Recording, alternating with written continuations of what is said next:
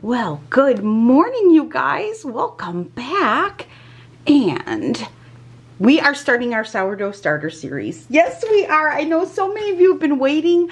Honestly, guys, thank you for hanging in there with me. You know, in my mind, I want to do so much, but my body doesn't cooperate. In the past couple of weeks, I've been weaning off of my pain medicine from my leg. So that combined with Easter and being respectful of not having any leaven in your homes during Passover, I wanted to make sure that everybody could do this with me, and I didn't exclude anybody. So thank you so much for your patience.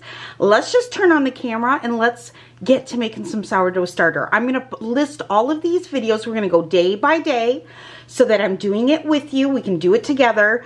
This is the first time that I'm doing it this way, using this book called The Perfect Loaf, which honestly, you know, you guys, I love making bread, and I own quite a few bread baking books. This one is by far my favorite.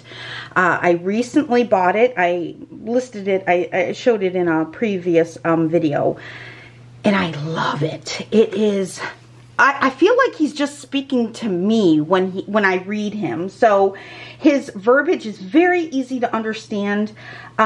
He's so descriptive in explaining exactly what sourdough is, what the difference between a sourdough starter and a leaven or a levain, I guess. I don't know. I've heard it pronounced both ways. To me, it looks like it's spelt levain, but it could be leaven. If you are really interested in learning how to make the perfect loaf of bread, and you're really serious about wanting to understand not only the science behind it, but how to even fix it, how to even understand what's happening to like your sourdough or your dough when you're making it, this is the book for you. I'll leave a link to it down below so it's easy for you to find. You can get it on my, I think I have it listed in my Amazon storefront under books. But it's amazing. It's amazing. And I want to try his way in making starter. He even explains to you, like, if you only make bread once in a while, you need just a little bit of starter in your fridge. So how do you tone down on the amount of flour? You know, a lot of us only bake sourdough once a week or maybe twice a month. So how do you maintain that in the fridge by the amounts versus somebody like him who uses his sourdough starter twice a day? So he feeds his starter twice a day. He makes so much bread. So he really explains to you how to tweak it for you and your use and your purpose. And I cannot explain to you enough on how much I love this book. Anyway, over here on this page, and if you do have this book, we're on page 34. We are going to follow his creation process to get started. And then once we get our sourdough starter started, it'll be up to you on how you want to maintain it, how much you want to keep on hand, how often you want to feed it, and all of that. But we'll get there. We'll get there. I thought it just would be fun. I did this series, I think 3 years ago. So I had never made a sourdough starter before that, and I know a lot of people didn't, and a lot of us were nervous because we had never done it before. So I thought it was fun to do it together. So that's what we're going to do again. There's a lot of you that want to make it and are nervous about it. I've never made it this way before, so this is new for me too. So we're just going to hang out and we're going to do it together, you guys. All right, so page 34 if you have this book. And I'm going to show you the tools that I'm going to be using for this. I'll leave as many links down below for these things as I can. And let's get going. Okay, so the first tool I'm going to show you is a scale. You definitely need a scale. I think it would just be way too hard to try to do it without it. And the whole purpose of making sourdough starter is so that you're successful in it. We don't want you to fail, right? So you're gonna need a scale. For the longest time, I used, you know, a little cheapo $10 scale. I think I've used it for the past 7 years before it finally gave out on me. So I went ahead and I bought a new one. This one is by Kitchenaid. And the first thing that we want to do when we turn it on, as you can see, it's at 1 gram. We're just going to tear it down to 0, and that's what you're going to do. Now, I bought a sourdough starter kit. It comes with a nice 1.5 jar. It comes with a thermometer so that you can keep track of the temperature of your kitchen. In the book, he really explains about temperature. He kind of goes in depth. But this also comes with a band so that you can keep track of what time and what day you feed it. And it also comes with a nice little topper so that if your sourdough gets super happy and grows beyond the jar, this kind of helps contain it. It also comes with a lid in case you want to use this to store it in your fridge once you have your starter already made. We are going to start off with rye flour and water today. Now tomorrow we're going to be using rye flour, white flour, and water, along with some of our carryover, which will be what we're making today. So this is going to be a blend of really rye flour and white flour. As he explains in the book, it kind of gives you the best of both worlds as far as feeding goes. And but we want to start this with rye because it just has a lot of the health properties that we need to get a good healthy starter. So the first thing you want to do is you want to tear your utensils. Okay, so this is what I'm going to be using for my water, and I'm going to be using it, well, no, I think I'll make it easier. I'll use this for my flour and I'll use this for my water. So it doesn't matter what you use, but whatever you use, you want to make sure that you weigh it first and tear your scale down to 0 so that when we're measuring and we're weighing our water and our flour, we're getting precise measurements. Okay, so this, I'm going to put my jar. Okay, as you see, it weighs 402 grams. We're going to go ahead and tear that down to 0. And then we're going to get our rye flour. This is my rye flour. I buy it at an Amish bulk food store. Okay. Sorry, got distracted and now I have to start over. Okay, so with our rye flour, we've tared out the jar. We're going to add 100 grams of rye flour. And I'm going to try not to spill it all over the place.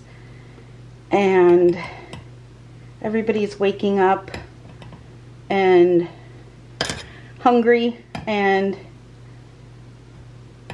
I'm going to try to get this filmed before mommy duties call.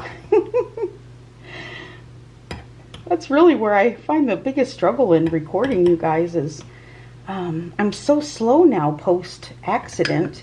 It takes me like 10 times longer to do everything. All right, here we go. We're going close. Little at a time. Oh, we just need a smidgen. Oh, 99. Oh, a smidgen more, a smidgen more. Oh, there we are. We're at 100. Okay, so 100 grams of rye flour. Now we are going to, I'm gonna kind of clean this mess up here. We're gonna tear this, so I'm gonna tear this back. Now we're gonna tear my little cup, okay? So that's 61. So I'm gonna tear that to 0. And then I'm going to actually fill something else with the warm water. We're using warm water to get this activated, okay? Especially since I'm in Michigan and it's kind of cold here. So I'm gonna fill this with warm water, and then we're gonna go ahead and fill that container. Okay, so now we need 125 grams of warm water.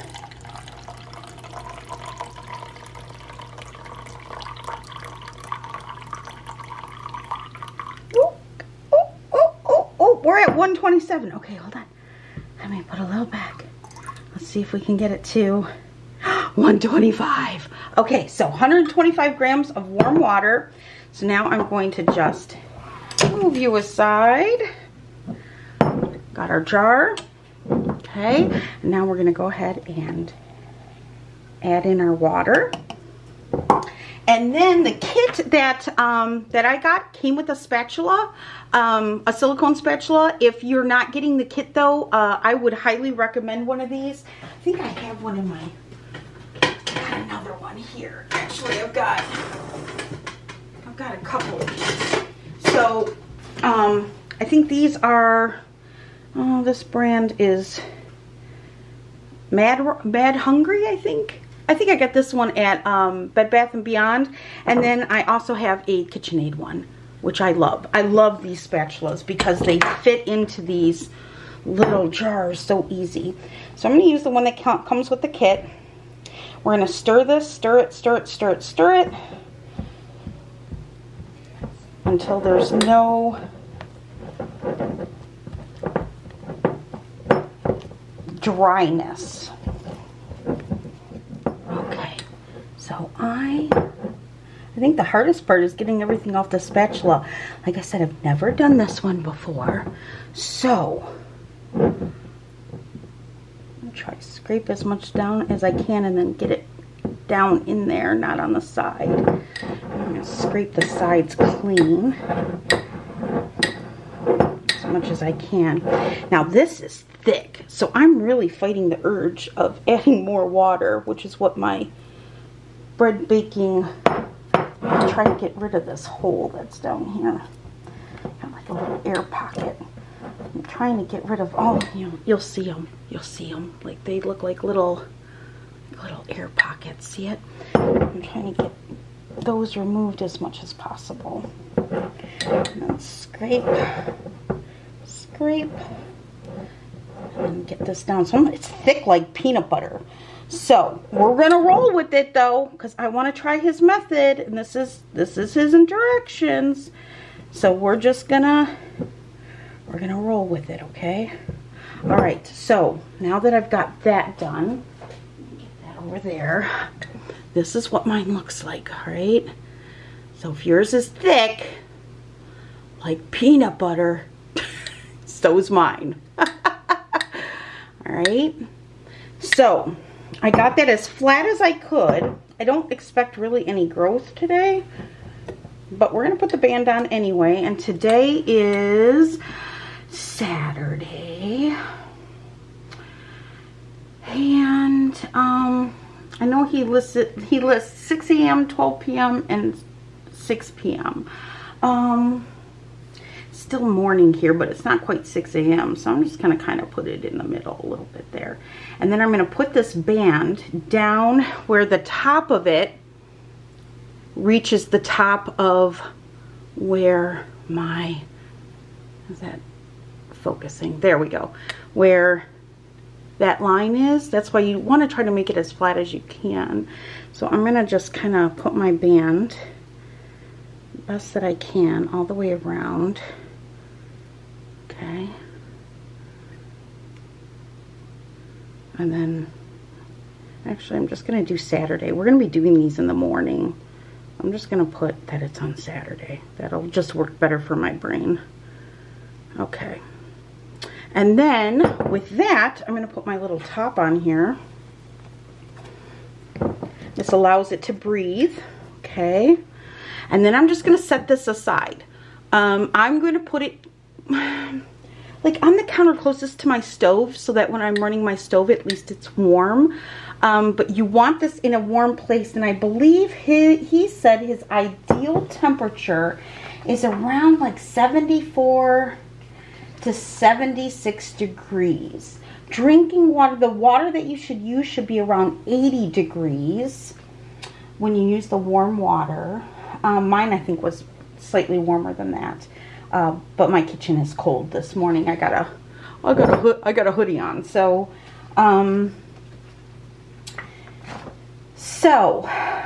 this is what we're doing tomorrow when we come back. For day 2 and 3, we're gonna do 75 grams of carryover, which will be this. So we're gonna take 75 grams of this, 50 grams of rye, 50 grams of white, and 115 grams of water. So that's what we're going to be doing tomorrow and the next day. So I'm going to set this aside on my counter by the, thank you, honey, package delivery, right? I'm going to set this over on my counter where it's the warmest spot in my kitchen, and I will see you guys tomorrow morning. We'll see what this looks like. This ends up being a fail. Well, then it ends up being a fail. We'll do it together. You might want to watch me do mine first.